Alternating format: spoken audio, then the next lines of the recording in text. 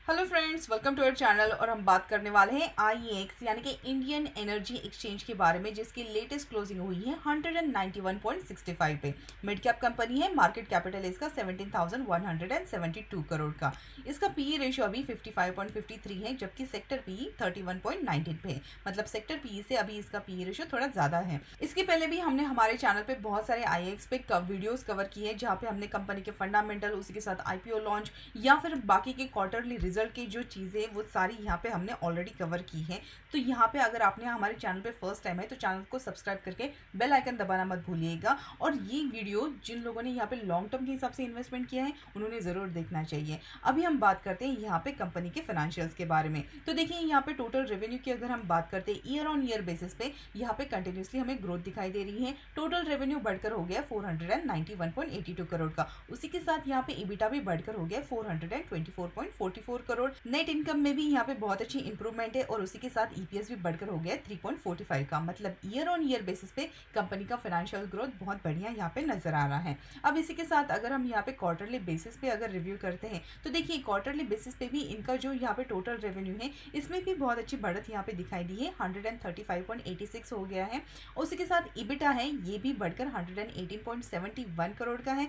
Net income भी बढ़कर हो गया है 88.36 और उसी के साथ ईपीएस 0.99। मतलब कंपनी जो है ईयर ऑन ईयर बेसिस और उसी के साथ क्वार्टर ऑन क्वार्टर बेसिस पे बहुत अच्छा परफॉर्मेंस यहाँ पे दिखा रही है। शेयर होल्डिंग पैटर्न की अगर हम बात करें तो जीरो प्रमोटर होल्डिंग है।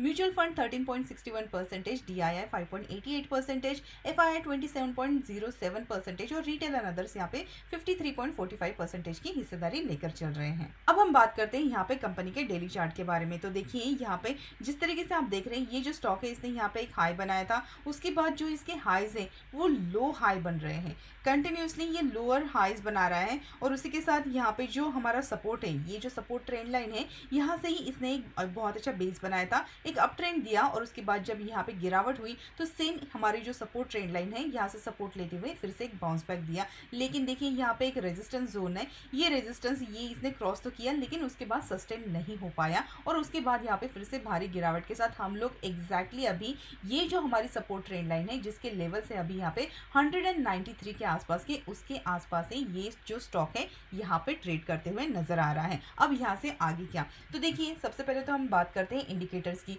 स्टॉक जो है इसने 20 मूविंग एवरेज और उसी के साथ जो 200 मूविंग एवरेज है इसका ब्रेकडाउन दे दिया है, जो कि एक निगेटिव इंडिकेटर है। अब उसी के साथ हम लोग दूसरी चार्ट पैटर्न की अगर हम बात करें तो देखिए, यहाँ पे इसने क्या किया है, इसने एक राउंडिंग टॉप फॉर्मेशन किया है और यहाँ पे दूसरा राउंडिंग टॉप फॉर्मेशन किया। अगर हम चार्ट पैटर्न की बात करते हैं तो देखिए, ये बनता है कप एंड हैंडल का पैटर्न, बट ये अभी इन्वर्स कप एंड हैंडल है। तो यहाँ पे इन्वर्स कप एंड हैंडल का ये जो हमारी सपोर्ट ट्रेंड लाइन है ये बन गई है नेकलाइन। तो जैसे ही ये हमारा ये जो इन्वर्स कप एंड हैंडल है इसका यहाँ से अगर ब्रेक डाउन हो जाता है नीचे की तरफ, ये जो स्टॉक है फिसलते हुए नीचे की तरफ यहाँ पे 152 के भी टारगेट दिखा सकता है। तो इसीलिए ये जो सपोर्ट ट्रेंड लाइन है इसका ज़रूर ध्यान दीजिए। जैसे इसका ब्रेक डाउन हो जाता है, शॉर्ट टर्म के लिए सही, लेकिन आप यहाँ से अपना जो इन्वेस्टमेंट है उसको थोड़ा कम कर सकते हैं, जो पोजीशन है उसको थोड़ा कम कर सकते हैं।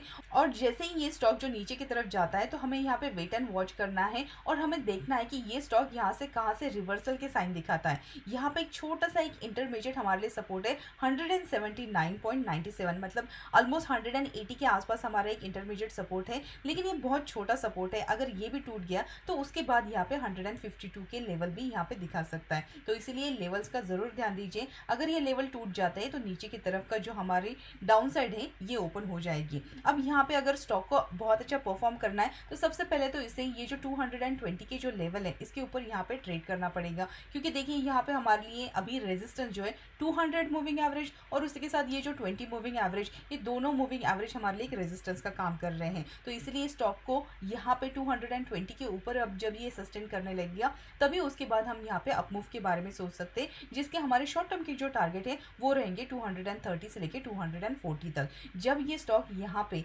250 ये जो हमारा रेजिस्टेंस है इसको क्रॉस करता है तभी उसके बाद हम यहाँ पे अपसाइड के बारे में सोच सकते हैं। लेकिन जिस तरीके का यहाँ पे चार्ट पैटर्न बन रहा है यहाँ पे कुछ खास अपसाइड के ज़्यादा चांसेस दिखाई नहीं दे रहे हैं। अगर ये यहाँ पे ब्रेक डाउन होता है तो नीचे की जो हमारी डाउन साइड है वो यहाँ पे ज़्यादा दिखाई देती है और उसके चांसेस बहुत ज़्यादा दिखाई दे रहे हैं। इसीलिए अपने हिसाब से जो अपना कैपिटल मैनेजमेंट है उसको ज़रूर देखिएगा, अपनी जो पोजीशन है उसको भी आप अच्छे से एडजस्ट कर लीजिएगा।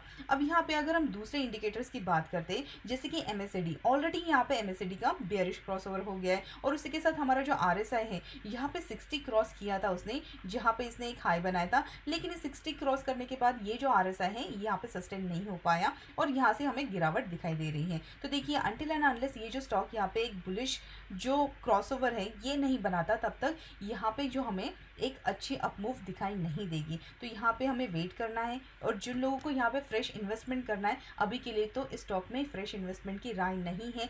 सबसे पहले तो ये जो स्टॉक है इसको थोड़ा स्टेबल होने देना है, इसको वेट एंड वॉच करना है और उसके बाद अगर यहाँ से कहीं स्ट्रेंथ दिखाई देती है तो उसके बाद हम यहाँ पे बाय कर सकते हैं।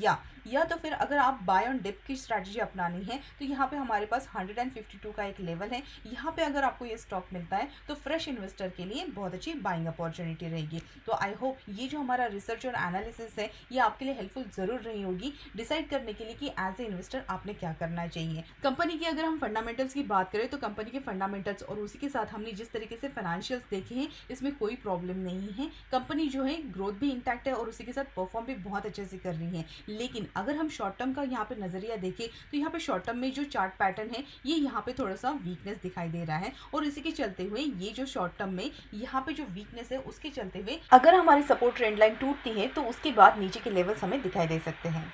लेकिन अगर आपका लॉन्ग टर्म का यहाँ पे नज़रिया है तो यहाँ पे आपको 152 के पास अगर ये स्टॉक मिलता है तो इसमें छोटी क्वांटिटी में आप बाइंग करके लॉन्ग टर्म के हिसाब से मिनिमम 3 to 5 ईयर्स के लिए आप इसमें इन्वेस्टेड रह सकते हैं। तो आई होप आपको ये वीडियो पसंद आया होगा, अगर अच्छा लगा हमें कमेंट सेक्शन में ज़रूर बताइएगा। मिलते हैं अगले वीडियो में। Thank you so much.